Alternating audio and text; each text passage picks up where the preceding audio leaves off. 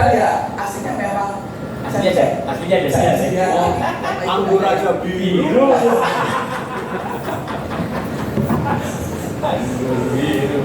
Hijau laut nih. Bapak Ibu, sesuai dengan materi yang diberikan kepada saya ini, mungkin ada Bapak Ibu yang sudah saya itu sudah berapa kali enggak, saya berkali-kali saya baca itu Pak Fauzi itu ada yang baru, LPM yang baru, dan ini semuanya berarti sudah pernah saya hafal itu Pak berkali-kali ini Pak. Yang baru siapa? Oh, Ibu tidak baru, berarti baru pertama kali ketemu saya ya? Baru ya? Dan kalau yang masih baru ini yang sudah lama ini nggak tahu itu. Tapi ya apapun yang terjadi tetap diterima ya Bu ya. Bosan nggak bosan tetap dijalani ya Bu ya. Jadi materi dari saya adalah strategi meraih akreditasi institusi unggul. Nanti bagaimana relevansinya dengan instrumen yang akan datang. Karena nanti per Januari 2025 itu bilang unggul ini berbayar yang akan datang itu. Jadi kemarin itu dengan adanya LAM yang biayanya mahal, ada LAM di banyak ya, LAM Memba sekitar 58 juta. Nah itu kalau perguruan tingginya kecil, kemudian ada 5 program studi yang ikut LAMDIP semua, nggak ada yang berbeda, yang tinggal mengalihkan saja kan begitu. Karena banyaknya yang protes karena berbayar tadi, juga karena adanya menteri baru yang menginisiasi adanya program Merdeka Belajar Kampus Merdeka gitu deh, yang dilaunching mulai tahun berapa itu 19 ya? 2019. Sampai sekarang masih penuh misteri karena banyak perguruan tinggi yang untuk akan datang ini justru dosennya dan pimpinannya dimerdekakan kan? Tapi justru karena dimerdekakan bingung, karena dimerdekakan sakarmu sekarang itu aturannya yang akan datang itu Pak. Nanti kita bahas satu persatu perubahannya di mana.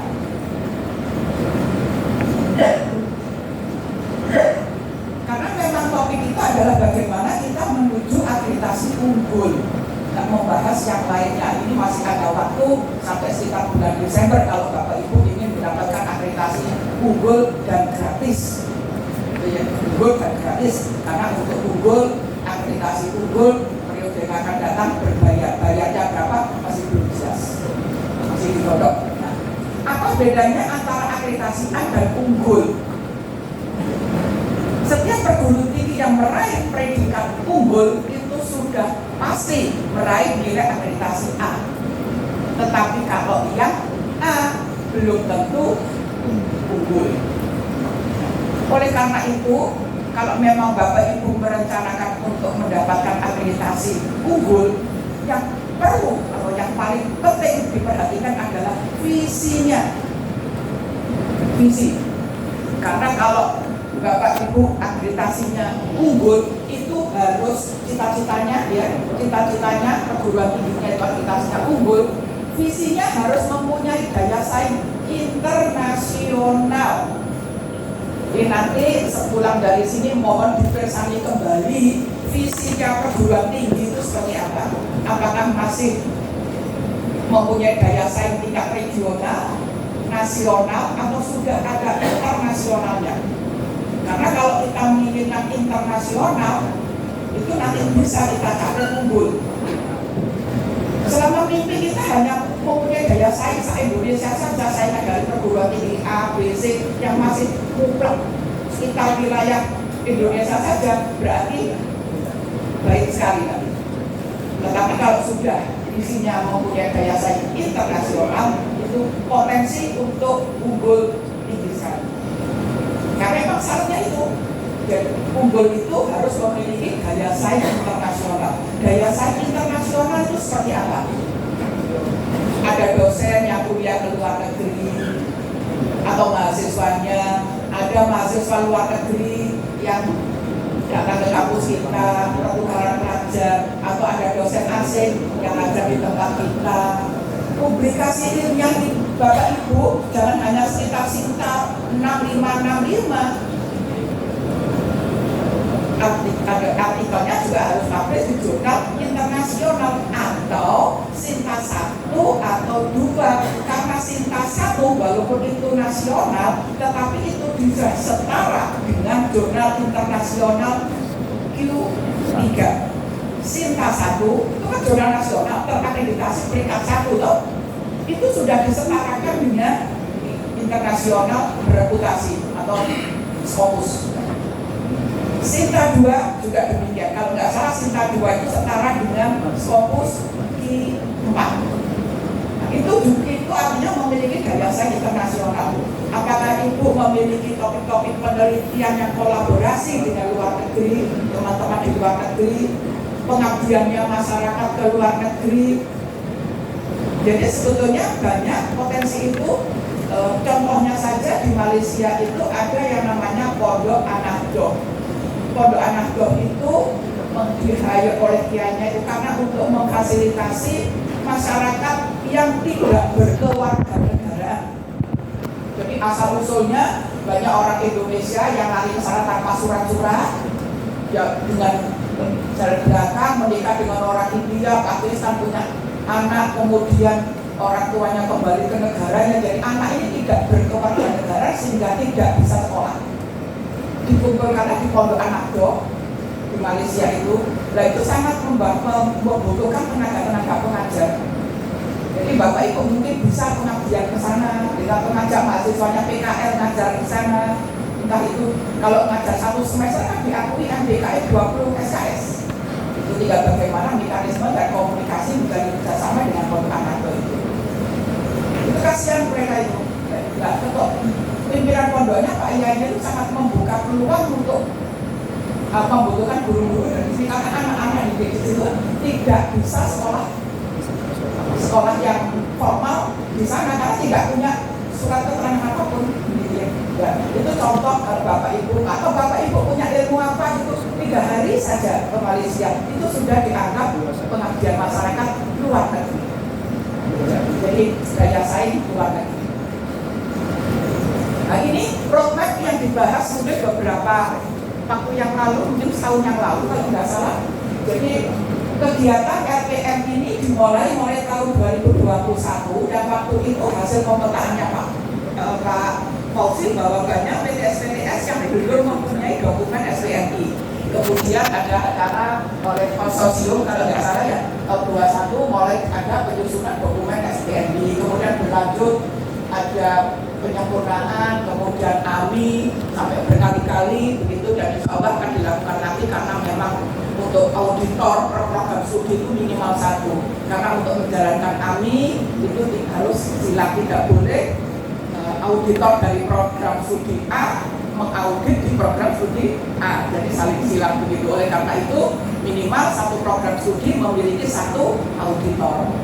Oleh karena itu nanti apabila Kompetais melaksanakan AMI, workshop AMI, pokoknya yang dikirim jangan orang yang sudah pernah, tetapi dari prodi lain dipetakan prodi mana yang belum ada auditornya, sehingga nanti SPM itu bisa jalan. Sampai kepada targetnya kemarin itu tahun 24 gitu ya, itu targetnya ada 25% PTKIS terkandidasi unggul. Ternyata hasilnya kemarin masih di bawah dari target. Ya.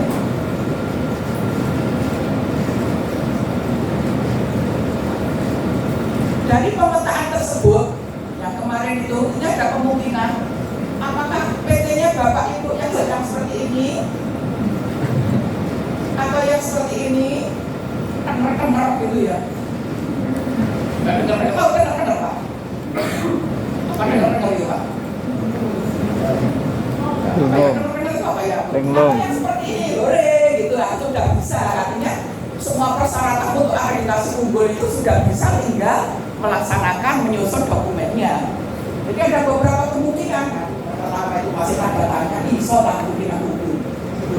Yang kedua itu masih kadang-kadang ya tadi ISO ketiga, ya. Dan yang berikutnya yang happy. Mudah-mudahan Bapak Ibu semuanya termasuk PT yang happy ini ya.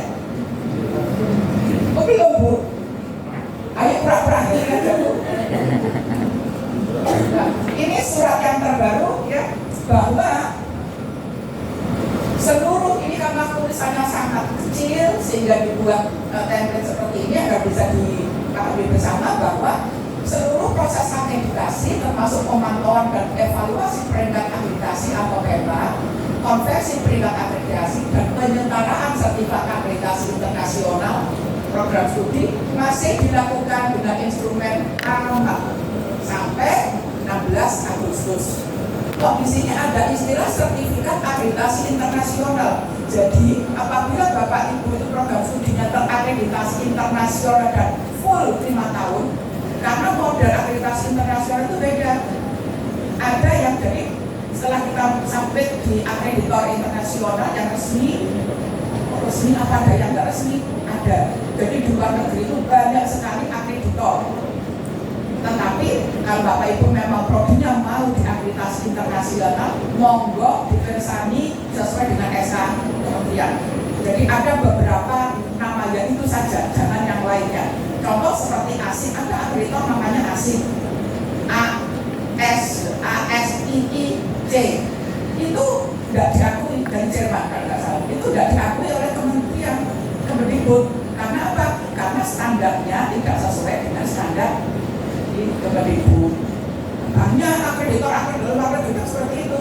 Kalau untuk FIBA itu insya Allah FIBA itu juga Jerman, itu diakui. Berarti tertulis di SK Menteri itu tertulis. Kalau nggak salah SK Menteri nomor 83 itu tertulis bahwa akreditor luar negeri yang diakui pemateri ini kan harusnya setelah 2 orang cuma pulangnya di awal. Program studinya Bapak Ibu mau akreditasi Pak Fauzi kan terus istirahat dulu asal Pak Fauzi langsung ini berarti kan maju nanti pulangnya nggak sampai jam 4.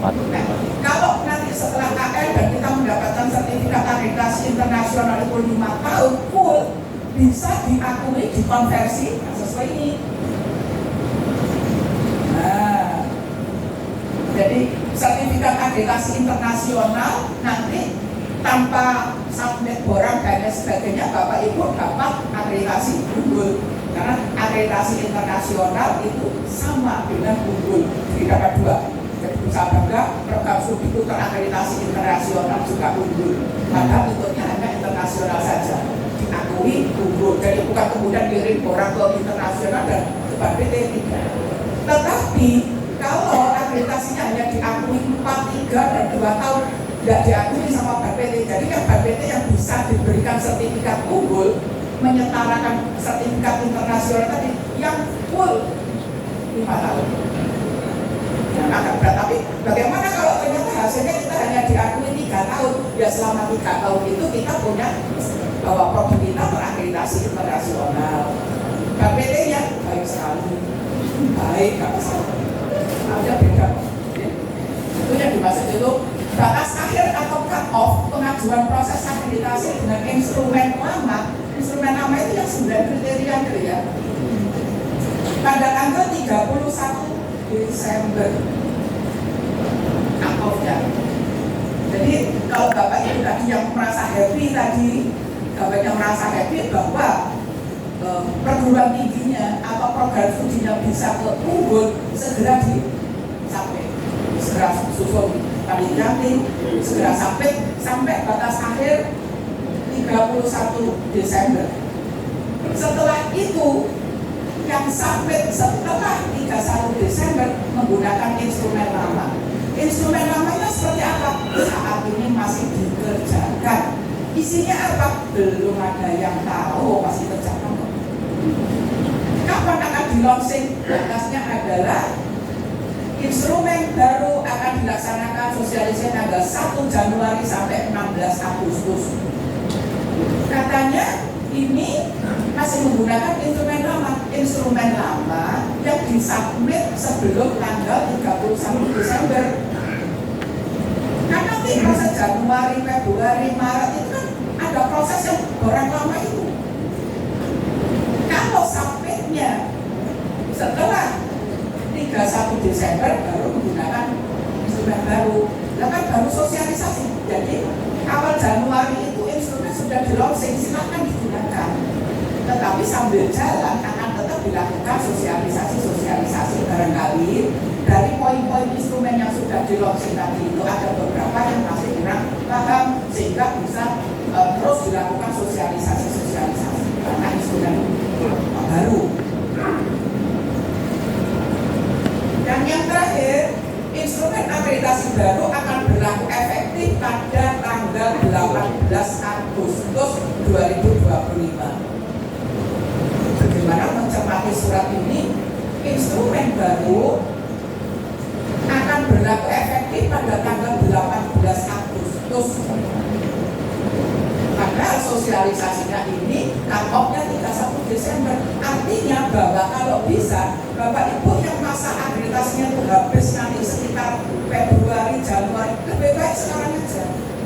Desember ini dia menggunakan instrumen apa yang sudah jelas. Karena kemungkinan tanggal ini antara Januari sampai Agustus itu juga BPT tidak akan menerima akreditasi. Jadi kita harus bisa memetakan kapan akreditasi jurus kita akan berakhir dan kapan kita harus bisa memilih. Insya Allah kalau program Bapak perguruan tinggi Bapak Ibu semuanya sudah memenuhi ini karena semua sudah terakreditasi loh. PT-nya sudah terakreditasi semua, kan kita membahas PT. Berarti ini kita lewati saja ya karena semuanya sudah terakreditasi. Tinggal, gitu ya, tinggal akreditasinya nanti peringkatnya apa kan begitu kan. Dan Bapak Ibu bisa berharap peringkat itu gratis ya saat ini sampai Desember ini masukannya. Setelah itu sudah tidak ada lagi peringkat, hanya terakreditasi tidak. Loh katanya masih ada unggul, ya hanya ada unggul dan itu berbayar. Nah, untuk mengantisipasi yang ramai itu, yang ramai anggapannya membayar mahal dari sebagainya. Jadi sekarang digratiskan aturan yang baru itu, baik Lamemba apapun gratis. Tapi karena namanya gratis, ya hanya diberi status terakreditasi saja. Gratis gak unggul. Itu kan maksudnya udah tak gitu mungkin ya. Ini kita lewatin saja. Nah, kalau kita perguruan tingginya sudah terakreditasi, kan kita harapannya ke unggul toh. Bapak Ibu nanti mohon dicermati sebelum membentuk tim rapat bolak-balik menghabiskan konsumsi, odot-odotan, apa ya, data dan sebagainya. Jangan tinggalkan dulu itu. Cermati 4 poin ini saja dulu. Waduh, gotok-gotok aja boleh tetap nggak bisa terakreditasi gara-gara syaratnya kurang. Jadi untuk menuju unggul ini dulu. Yang terakreditasi kita sudah kampung, semuanya sudah terakreditasi. Tinggal ini. Insya Allah nomor 1 dan 3 ini kalau di depan Bapak itu 1 sudah nilainya 3 karena sudah dokumennya sudah lengkap semua toh dengan hasil 21 itu. Insya Allah ini sudah terlewati lewat ini. Nah, nomor 3 skor butir penilaian perjalanan mutu, efektif pelaksanaannya, kan sudah pernah AMI belum? Sudah jalan belum AMI-nya? Nah, insya Allah ini juga sudah terlewati kalau ada 3 saja. Nah, bahkan mungkin ada yang kalau sudah ada peningkatan standarnya dan sebagainya bisa menuju ke 4. Nah, kita ambil yang minimal saja 3. Tinggal yang perlu diperdebatkan atau perlu dihitung dengan cermat adalah nomor 2 dan nomor 3. Skor butir penilaian akreditasi program studi itu nilainya minimal 3,25. Menghitungnya dari mana? Nanti setelah slide berikutnya. Ini jadi nomor 2 dan 4 itu yang perlu dihitung pertama kali sebelum membentuk tim LPM yang menghitung. Misalnya Pak Rektornya atau Pak Ketuanya. Ini mengejar instrumen lama, tolong segera bentuk tim akreditasi institusi target kita unggul. Sebelum membuat SK, ini dulu dicermati. Kalau memang ini terlewatkan, dan nomor 3, skor butir penilaian publikasi ilmiah di jurnal, baik ini yang nasional, internasional nilainya 3 tahun terakhir itu 3,25 lewat, menghadap rektor. Oke Pak, kita siap unggul karena semua persyaratan unggul kita terpenuhi. Nah di sini tulisannya, jika 1 ngapain diberi atau lebih ya? Satu aja tidak terpenuhi, nggak bisa kok, atau lebih. Aneh dia. Saya juga, tapi ya saya nggak berani menghapus karena tulisannya dari Kemendikbud seperti ini.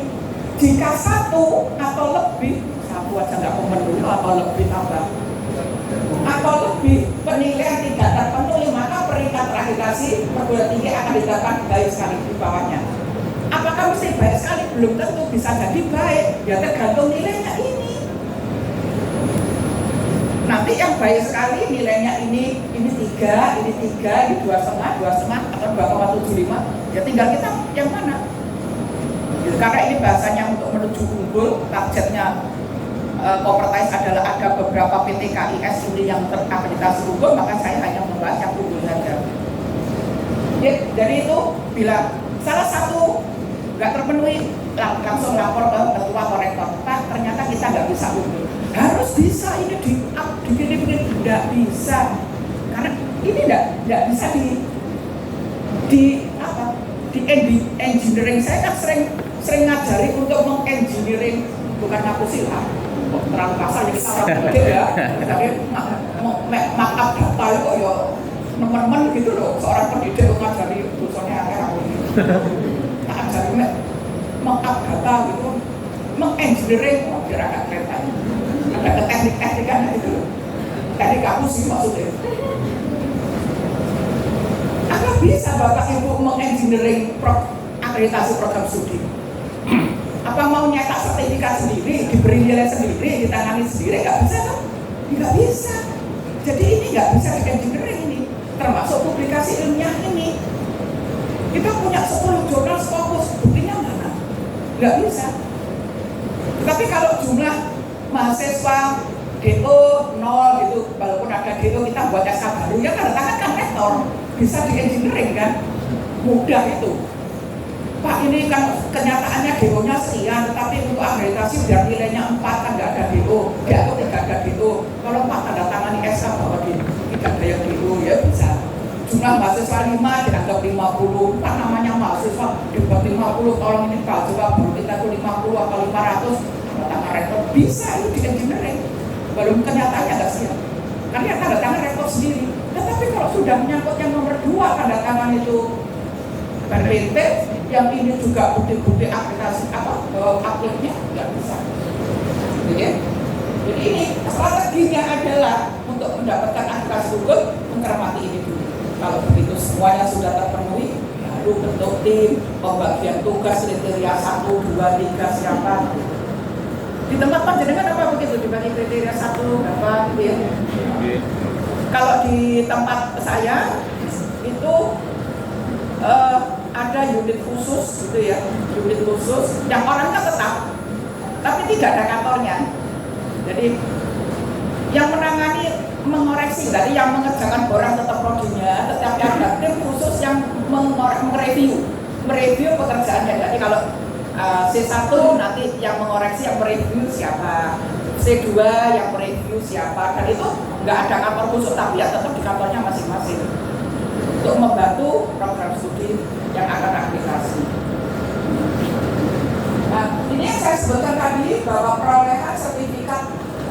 Kenapa untuk unggul itu? Makanya di sini selalu ada bereputasi internasional karena unggul. Jadi semuanya harus internasional. Akreditasi internasional seperti FIBA, ASIN dan lain sebagainya.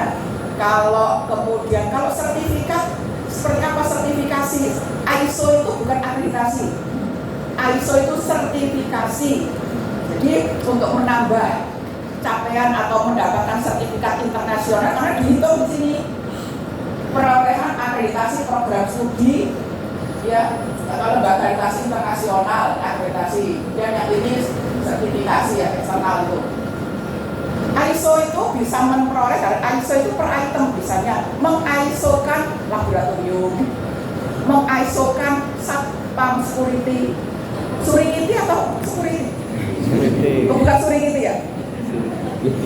Di TikTok itu ada ditanya berkali-kali, pekerja soalnya apa surigiti? Dengan santainya dan dia pede banget gitu ya, surigiti. Surigiti di-ISO-kan, laboratorium di-ISO-kan, layanan kemahasiswaan di-ISO-kan. itu mendapatkan sertifikat internasional. Nah, itu nanti dihitung pada waktu akreditasi untuk mendapatkan unggul. Jadi banyak cara. Nah, ini tentang perolehan status akreditasi program studi. Tulisannya terlalu kecil ya. Bahwa kalau yang unggul itu dikalikan 4, yang A dikalikan 3,5, yang baik sekali dikalikan 3, B ini unggul, oh ya, baik sekali dikalikan 3, kalau B itu kalikan 2,5, jadi antara A dengan unggul itu beda 0,5. Beda 0,5. Jadi salah kalau kita kalau sama A itu kan produk lama, saya unggul sama sekali. Enggak sama. Enggak sama. Ya ibaratnya Bapak Ibu memiliki TV 30 inch, ada TV 30, ada ya 24 ya. Enggak ada Pak ya 30 inch. Oh 29. Enggak pernah beli TV soalnya Pak. 29. Aku juga TV ku juga 29, tapi kan TV-mu yang tapi TV itu kan flat, jadi lebih keren yang flat lah. Unggul itu begitu. Ukurannya sama, ya 29, tetapi satu yang produk lama, satu produk baru. Oleh karena itu harganya juga beda, yang flat lebih mahal. Unggul itu 4 poin, kalau A 3,5 poin. Nah, tinggal mengalihkan saja dengan rumus ini. Semua ini dibagi jumlah program studi. Ketemunya berapa, hasilnya nanti di ini. Ya, hasilnya di sini. Terus ada pertanyaan, berarti kalau di tempat saya ada program studi 5, unggulnya harus berapa? Nggak bisa dijawab unggulnya harus berapa, karena harus ditanyakan juga C-nya berapa, B-nya berapa, banyak beda-beda ya, tinggal Bapak Ibu simulasi. Kalau unggulnya sekian, baik sekali sekian, A sekian, C sekian, nilainya berapa, tinggal menghitung itu aja. Sampai diperoleh nilai 3,25. Ini adalah untuk menghitung. Nah, ini adalah sebentar lagi Bapak Ibu itu tahun 25 akan menghadapi ini. Oh sudah sebetulnya ya. Peraturan atau episode ke-26 MBKM itu dengan dilaunchingnya Permendikbudristek nomor 53 tahun 23, ini pernah saya sampaikan bahwa Permendikbudristek nomor 53 itu dilaunching bulan Agustus tahun 2023. Nah, di kalimat bawah ada klausul bahwa setiap perguruan tinggi wajib menyesuaikan dengan peraturan ini, diberi waktu 2 tahun. Sekarang sudah tahun 2024, berarti kan sudah berjalan 1 tahun toh. Nah, kira-kira siapa yang perguruan tinggi mana atau Bapak Ibu yang sudah menyesuaikan dengan peraturan yang baru, angkat tangan. Sudah ada semua. Jadi, kalau yang sudah siap-siap, tidak ada semua. Yang sudah siap-siap menyesuaikan dokumen-dokumen dengan Permendikbudristek yang baru, ada. Sudah sampai jauh mana Pak? Sudah tuntas, sudah selesai. Ya. Alhamdulillah, 1 sudah selesai. Ada Bapak Ibu lagi termasuk kurikulumnya Pak? Kurikulumnya baru saya menyesuaikan. Sedang proses. Ya. Oke. Bapak Ibu yang lainnya bagaimana? Belum semua. Waktunya tinggal 10 bulan ya Bu. Bapak Ibu, Agustus tahun 2023. Jadi saya khawatir nanti pada waktu asesmen lapang akan ditanyakan dokumennya sudah mengikuti peraturan yang baru atau belum. Ada perubahan. Ada caranya sih, contoh adanya penyederhanaan. Ya betul, memang disederhanakan, lebih sederhana, tapi lebih bingung. Antara lain lingkup standar kompetensi lulusan, standar proses pembelajaran. Ngapain dibahas di sini Bu? Kita LPM kan tidak membahas ini kan ranahnya kurikulum, BAK kan begitu. Tetapi LPM kan juga harus mengawasi kurikulumnya. Ya, katakan BAK-nya lewat, ini nggak memahami, ya LPM wajib memberitahu. Ini kurikulumnya sudah waktunya ganti loh, disesuaikan dengan peraturan yang baru kan begitu. Jadi tidak harus ibu yang mengerjakan, bapak ibu yang mengerjakan di LPM, tapi paling tidak untuk meluruskan, mengingatkan, gitu ya. Syukur-syukur kalau mengerjakan. Standar kompetensi lulusan. Nah, yang sebelumnya ya, bahwa standar ini tentang melingkup standar sebelumnya sama sebetulnya. Ada standar pendidikan, penelitian, pengabdian. Ya, masing-masing standar ini ada berapa substandar? 8. Ya, 8 kali 3 sama sebetulnya. Tetapi gitu ya. Dan ngapain gitu dirubah-rubah? Yang sekarang ini yang peraturan yang baru itu bahwa 8 standar itu harus dipisah, dikelompokkan menjadi standar luaran, standar proses dan standar masukan. Kalau dulu kan campur, pokoknya si Jiloro itu papan limor itu luarannya timbul, prosesnya timbul, gitu tuh. Sekarang harus dikelompokkan sesuai dengan ini. Nah ini tugasnya LPM ini untuk mengupdate standar, ya. Ini contohnya bahwa standar luaran itu adalah kalau untuk pendidikan itu kompetensi lulusan, kalau penelitian ya hasil penelitian, kalau pengabdian ya hasil pengabdian. Hasil pendidikan kan kompetensi lulusan, jadi bukan hasil pendidikan, tapi kompetensi lulusan khusus ini ya. Kemudian yang prosesnya itu meliputi standar proses, penilaian, pengelolaan. Jadi rumusnya adalah 1, 3, 4. Tinggal dokumennya Bapak Ibu yang sudah ada 8 itu tinggal mengelompokkan 1, 3, 4. Tapi harus, walaupun begitu saja, tapi harus gitu ya. Jadi, yang pendidikan saya lewati saja sudah bersama karena hari Jumat. Kompetensi lulusan, kalau dulu di KKN itu standar kompetensi kan ada sikap, pengetahuan, keterampilan umum, keterampilan khusus, totalnya berapa Bu? Kurang lebih banyak sekali. Kalau nggak salah sikap, rumusan sikap, CPR sikap aja ada 10. Belum yang pengetahuan dan sekarang di total hampir mendekati 40. Bagaimana Bapak Ibu bisa menilai semuanya itu? Yang sekarang tidak wajib diikuti semua. Sederhana memang, lebih sederhana. Tetapi gitu ya, tetap mengikuti 4 aspek tadi. Jadi sekarang CPL itu kita tetapkan 5, 6 aja cukup, maksimal 10 lah, nggak usah 40 gitu. Tetapi 10 katakanlah kita tetapkan hasil rundingan tim kurikulum, ditetapkan bahwa CPL mahasiswa cukup 6 saja. Yang penting 6 itu ada sikapnya. Sikapnya 1 misalnya taat kepada Tuhan, kepada Maha, itu aja sudah cukup. Yang lainnya baru pengetahuan, keterampilan umum. Yang penting 4 aspek ini terpenuhi. Gitu ya. Kemudian, nah ini kemarin awal-awal ini launching itu mahasiswa magister, doktor, mahasiswa S1 juga euforia gitu. Boleh, ternyata sekarang kita nggak wajib skripsi. Kalimatnya berhenti di situ. Padahal kalimat berikutnya itu memang tidak wajib skripsi, tesis atau doktor. Tetapi, tetapinya nggak dibaca. Diganti dengan, kan gitu kan? Bisa project, bisa riset project PTG dan lain sebagainya gitu ya. Tetapi sudah diterjemahkan belum? Kalau ada mahasiswa magister atau magister sarjana sudah kita nggak magister.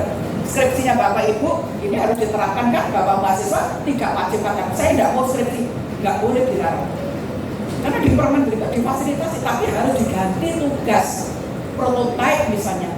Batasan prototipe yang nilainya SKS-nya setara dengan skripsi itu harus dicantumkan dalam kurikulum seperti apa. Proyek bisa dilakukan mandiri maupun kelompok juga harus diterjemahkan. Nah kalau 3 SKS yang biasanya skripsi kan mandiri.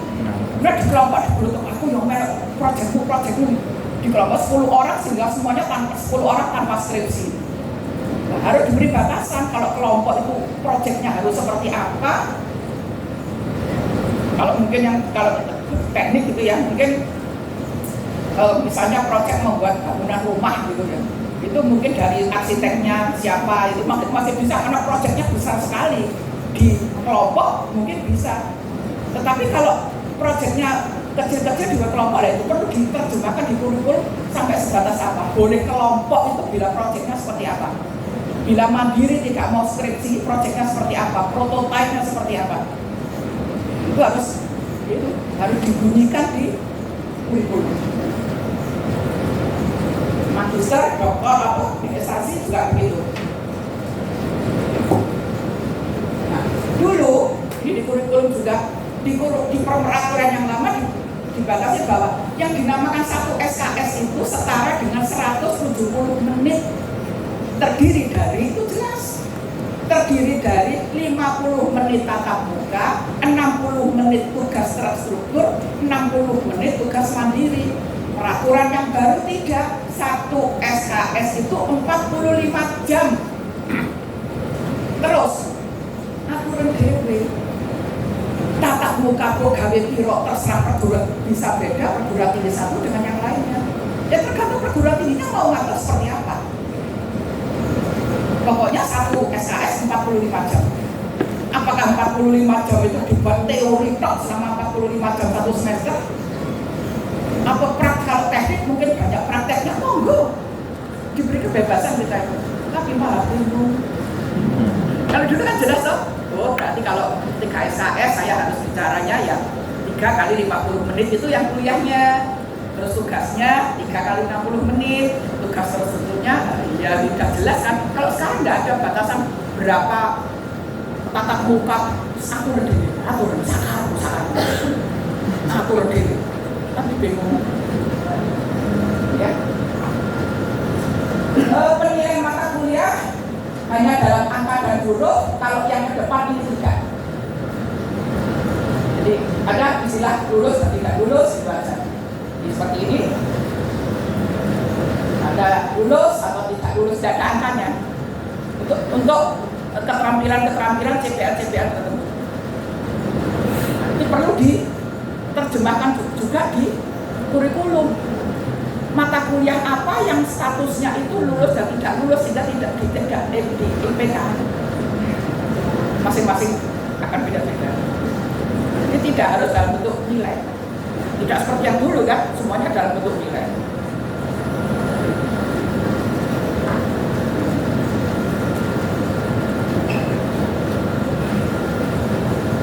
Nah, sekarang ini yang standar nasional ini yang ada hubungannya dengan LPM. Untuk yang akan datang itu kalau dulu itu produknya itu ada tidak terakreditasi, baik sekali dan unggul. Ya, yang sekarang adalah disederhanakan, nanti akhirnya akan menjadi terakreditasi dan tidak saja. Jadi bila Bapak Ibu masukkan orang akreditasi setelah 31 Desember, nanti keluarnya tapi gratis. Hanya terakreditasi dan tidak saja, udah gratis, bukan gratis, di biaya ditanggung oleh pemerintah. Ini biaya akreditasi program studi yang lama itu kemarin dibebankan pada perguruan tinggi, sekarang tidak. Semua ya pemerintah menanggung biaya akreditasi wajib. Nah, itu dinamakan jadi yang ke depan itu ada akreditasi wajib dan akreditasi sunnah. Wajibnya itu mendapatkan peringkat terakreditasi, sunahnya kepingin unggul atau tidak. Apa yang membedakan terakreditasi dan unggul? Kalau hanya terakreditasi itu sesuai dengan SNBT, kalau unggul mencapai melebihi SNBT. Melebihinya berapa? Saat ini sedang digodok nilainya itu batasannya berapa? Proses akreditasi dilakukan terhadap masing-masing program studi. Sekarang kan begitu. Jadi suatu perguruan tinggi mempunyai 5 program studi, bulan Januari ini akreditasi A, kemungkinan Juli itu akreditasi B, tahun depan dari akreditasi terus berjalan, ya pusing, nggak mau berngajar, nggak mau berpulang gitu ya. Yang sekarang disederhanakan, 1 kali akreditasi sudah meliputi 5 prodi yang akan datang itu, sehingga kita mengumpulkan molek data itu cuma hanya 1 kali saja, nggak meributkan yang seperti kemarin itu. Kalau menurut perkiraan saya ini menjadi akreditasi fakultas yang meliputi prodi-prodinya, kan hanya 1 kali meliputi. Jadi kalau satu fakultas institusi prodinya 10 ya 1 kali akreditasi ya, karena pemerintah kan juga nggak mau rugi, kalau bisa punya nyangka biaya pemerintah. Jadi ya pintar juga pemerintah itu hitung-hitungan. 10 kali kan biaya 10 kali. Tuh. Jadi lebih sederhana dan mungkin yang di LPR juga agak bisa menggemukkan badannya. Nah, ini peringkat tadi sudah ya, peringkatnya sekarang hanya tidak terakreditasi dan terakreditasi. Kemudian nanti status terakreditasi berarti memenuhi SNBT, kalau unggul berarti di atas standar SNBT. Kalau sebelumnya ini tadi sudah dibahas ya, menanggung ya ini. Sekarang sudah pemerintah menanggung, perguruan tinggi menanggung biaya asesmen untuk akreditasi yang sunnah tadi. Yang penting wajibnya sudah dilaksanakan oleh pemerintah, tinggal perguruan tingginya mau sunnah apa tidak. Kalau mau sunnah ya dapat pahala, ya dapat pahala. Kalau enggak. Ini tergantung perguruan tingginya. Kalau memang Bapak Ibu merasa gengsi, masa perguruan tinggi itu sama dengan program studinya yang sana, kan lebih besar pun program studi itu kok statusnya sama terakreditasi, ya berarti kan ada rasa apa ya, ingin lebih menonjol ya, tapi bodoh gitu. Sunnah, tapi sunnah itu. Nah, kewajiban kita kan hanya sampai akreditasi saja agar kita bisa meluluskan mahasiswa.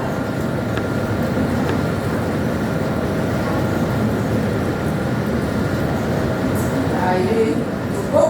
Nah, ini tentang proses akreditasi. Jadi kalau BAN-PT itu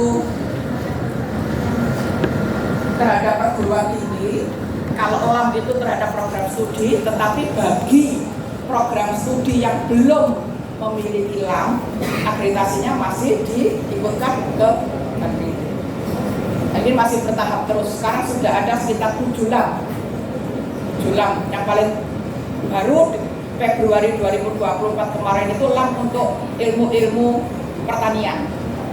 Untuk pertanian, barusan closing. Nah, ini luar akreditasi, terakreditasi dan tidak. Kalau LAM juga begitu, LAM bisa mengeluarkan terakreditasi, tidak terakreditasi unggul dan tidak terakreditasi. Tapi yang ini bayar ya, bayar. Nah, mungkin ini materi dari saya, monggo masih ada sisa waktu, mungkin setengah jam ya, karena Bapak Ibu butuh ada jadi bapak-bapaknya sih butuh untuk sholat Jumat. Masih ada waktu sekitar 30 menit, monggo kalau kita mau sharing, saya persilakan. Oke, monggo.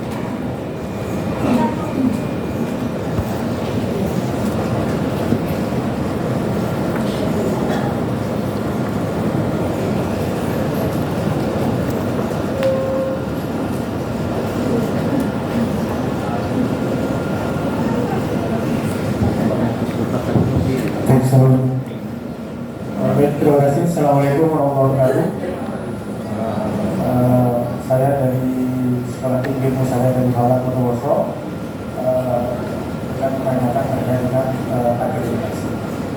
Di kampus kami itu ada satu problem yang mana akreditasi kami itu di BAN-PT itu kami sampai 2026. Namun ini ada suatu perubahan aturan yang mana di BAN-PT itu di prodi kami tertulis hukum ekonomi syariah. Namun di PDDikti itu tertulis tertulis hukum ekonomi syariah kurung buka muamalah. Nah, ketika kami memesan PIN, nah itu status akreditasi kami itu tidak terakreditasi. Nah ini solusinya seperti apa? Mohon bersurat Pak. Surat bahwa nama itu harus sama jiplak, nggak boleh, jadi harus sama mesin. Begitu namanya beda, tambahin muamalah tadi menjadi kacau. Jadi kita harus teruskan itu melalui figure, ya, untuk bersurat dengan pimpinan mohon untuk merubah nama. Dan merubah nama itu sesuaikan dengan SK prodi Bapak itu yang Bapak itu yang betul itu apa, ekonomi syariah atau dalam kurun ada muamalah dan jadi harus ditegaskan. Jangan milih mana yang bagus ya, tetapi yang sesuai dengan SK itu yang betul nama SK nama prodinya. Jadi harus segera diluruskan. Kami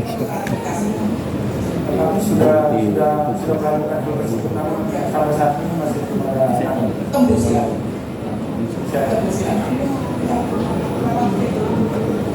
Sering kacau. Ada lagi? Monggo. Nyolok enggak ini? Tanya. Enggak ke situ. Enggak bisa soalnya.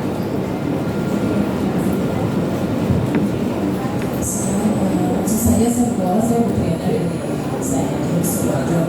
Lalu saya mau izin tanya begini, tadi kan salah satu komponen supaya rankingnya bagus kan, produknya bagus. Iya, tak coba. PS saya salah satu PS saya itu habis 2020. Tapi karena semangat ini memperbaiki APS itu mau dimajukan karena di atas 2 tahun misalnya. Saya mau saran Bu, karena di Lamemba itu kan ada syarat baik sekali ya, syarat peringkat. Saya melihat PS saya itu ada syarat peringkat yang tidak terpenuhi. Ya, beberapa itu tidak tercover.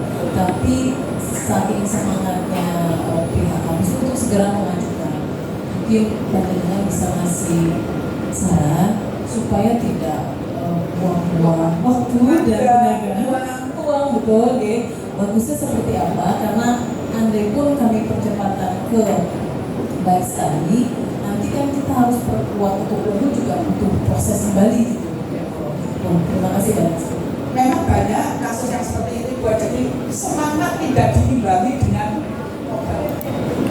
Semangatnya luar biasa bagus itu. Tetapi kita harus hitung-hitung juga baik waktu, tenaga, biaya.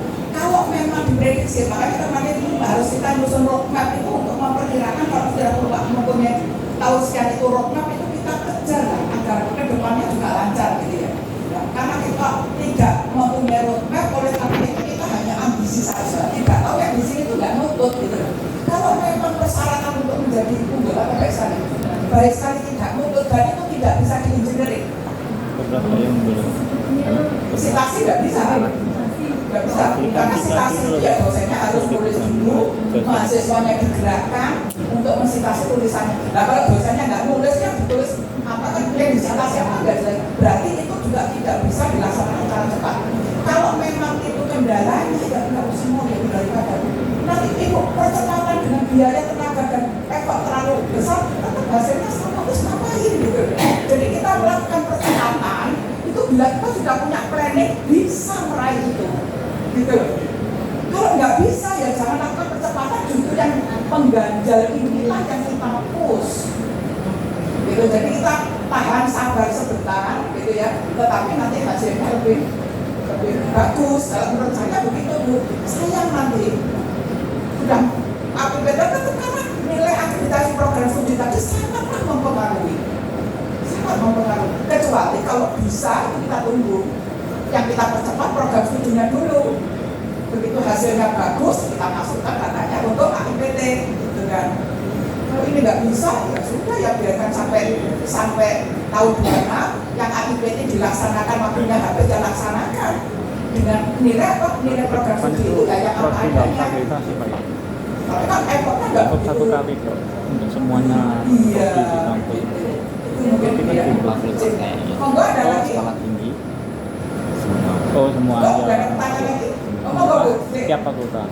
Assalamualaikum warahmatullahi wabarakatuh. Saya dari STAI Unggul Bersih. Mohon izin bertanya Kuworo. Jadi kemarin itu kan ada informasi bahwa ada automasi akreditasi. Nah, kalau menyimak dari yang disampaikan oleh Bu Woro bahwa semua PTKIS seharusnya mengajukan mengirim borang akreditasi gitu. Nah, langkah yang harus kita lakukan itu apakah kita harus menunggu automasi atau menyiapkan borang? Nah, yang kedua, kampus kami akreditasi institusinya itu habis di 30 Desember 2025. Nah, untuk pengiriman borang kan itu harus 6 bulan sebelum. Sedangkan tadi kalau menyimak sosialisasinya mulai dari Januari sampai Agustus gitu. Nah, langkah apa yang harus kita lakukan di rentang itu, di bulan berapa kita harus menyusun akreditasi atau mensubmit akreditasi ke Bank PT itu agar kita tidak terlambat untuk akreditasi seperti itu. Dan instrumen yang mana yang harus kita ikut nanti dan harus kita ikuti. Terima kasih. Yang pertama tentang otomasi ya Bu ya. Memang namanya otomasi tapi tidak otomatis. Tidak otomatis. Itu kadang-kadang kita terlalu euforia di situ. Nanti kan otomatis diperpanjang. Tidak otomatis. Memang istilahnya otomasi. Jadi 6 bulan sebelum jatuh tempo akreditasi program studi Bapak Ibu, itu yang membeli atau mencicili dan melihat PDDT itu bukan PT biasanya kan yang digabikan kita loh masih kurang pokoknya 6 bulan kita harus sudah sampai setahun sebelumnya kita sudah membentuk tim kerja 6 bulan sebelum 6 bulan kita sudah sampai karena mereka prodi. Nah, dengan aturan yang otomasi ini tapi jangan terlalu mengharapkan itu Bapak Ibu ya, bahwa sekarang yang bekerja itu Ban PT 6 bulan sebelum habis prodinya Bapak Ibu itu Ban PT sudah mulai mengambil data yang PDDT. Biarkan mereka yang bekerja kita tidur aja, kita sendiri aja. Mereka nanti bila data ibu itu diamati terus tidak ada penurunan data, itu kan ada yang diawasi PEPA-nya gitu. Ya, PEPA itu kan diawasi. Ya, evaluasi. Kalau memang selamat itu sampai 6 bulan Bapak Ibu nggak dapat surat cinta. Tiba-tiba dapat surat perpanjangan 5 tahun, alhamdulillah, sampai turun sertifikat itu Bapak Ibu. Tapi bila tidak, berarti kan nggak otomatis. Namanya otomatis, orang siapapun kan dapat perpanjangan, namanya otomatis kan. Otomatis itu bagi tertentu dan tidak otomatis bagi prodi tertentu. Nanti kalau diamati kok terjadi gejala-gejala penurunan, itu 3 bulan, Bapak Ibu dapat surat cinta dari Ban PT untuk bisa segera melengkapi data-data. Nah itu. Data-data dikirim, dievaluasi, izin, nggak ngangkat, diwajibkan reakreditasi. Lah berarti otomatis aja dia mau. Nggak berlaku bagi program studi itu. Itu Bu. Jadi Ibu untuk 6 bulan sebelumnya itu masih tenang dulu, gitu ya. Sambil wiritan yang banyak, ya sholawatan yang banyak, gitu ya. Mudah-mudahan sampai 6 bulan tidak dapat surat cinta. Nanti bisa diharapkan nanti rutin dapat SK perpanjangan 5 tahun, nggak apa-apa. Jadi yang pertama terjawab itu. Nah, terus terkait akreditasi institusi yang masih tahun 2025 Desember, padahal harus masukkan orang 6 bulan sebelumnya, berarti kan bulan Juni. Sekarang ini Bapak Ibu harus sudah mulai siap-siap, mengumpulkan paling tidak mengumpulkan data karena itu harus. Ya, mengumpulkan data. Nah, sambil menunggu instrumen itu nanti akan dilaunching pada Januari 2025 sampai jalan akan dilakukan sosialisasi. Instrumennya saya pun masih belum tahu, tapi yang jelas masih mengikuti SNDP. SNDP itu apa? Kewajiban dosen itu paling tidak tridharma. Tridharma itu apa? Belajar, penelitian, pengabdian. Apakah Bapak Ibu setiap tahun ngajar dia dibayar kok ngajar? Jadwal punya, surat tugas punya, nilai punya, sudah jelas itu. Nggak usah dicari-cari. Tapi apakah Bapak Ibu setiap tahun melakukan penelitian dan pengabdian masyarakat? Oh jelas itu ya. Buktinya sudah dikumpulkan. Atau masih terserah? Kalau masih terserah, monggo dikumpulkan. Prodi ini dosennya 15. Ya, berarti kita hitung kalau kita mengajukannya Juni 2025, berarti TS-nya 23, 24. Karena 24, 25 kan belum selesai. 24, 25 kan baru berakhir di bulan Agustus. Kita sampai Juni, berarti kan belum kok TS 24, 25 itu. Berarti TS-nya 23, 24. Berarti TS -1 yang mundur lagi, ya sudah dikumpulkan data itu. 3 tahun, kalau dosennya 15 prodi itu berarti 3 tahun harus mendapatkan bukti penelitiannya 45, bukti pengabdiannya 45. Itu yang bisa dilakukan. Jadi begitu nanti instrumen keluar, saya yakin bahwa instrumen itu, karena instrumen akreditasi itu dasarnya adalah SNDP. Jadi nggak akan jauh berbeda pasti akan ditanyakan. Kumpulkan publikasi ilmiah nasional, dosennya mana saja, mereka kumpulkan, hujan itu tidak terkumpul, instrumen data, blok di launching, kita tinggal masukkan. Kita itu sebetulnya nyusun barang yang buat lama itu kan karena kodok dokumen loh, itu kodok dokumen itu. Seandainya semua data tertata rapi, disuruh nulis, insya Allah berarti untuk banyak orang, 9 tim gitu, 9 orang, seminggu jadi. Gak ada orang mengeluh tentang waduh akreditasi itu berat, gak ada. Karena dokumennya sudah ada, tinggal masuk-masukkan. Yang bikin berat itu kan yang mengkodok dokumen tadi itu, apalagi sambil mengkodok, mengengineering ya. Biasanya begini, nggak pernah melakukan rapat kerja, kita cerita rapat kerja. Sehingga kita tulis tanggal sekian tahun 2021, barangnya belum ada ini. Begitu borang submit, kita mengerjakan yang kita tulis di borang. Nah, memang prinsipnya penjaminan mutu itu kan apa yang tertulis dilakukan.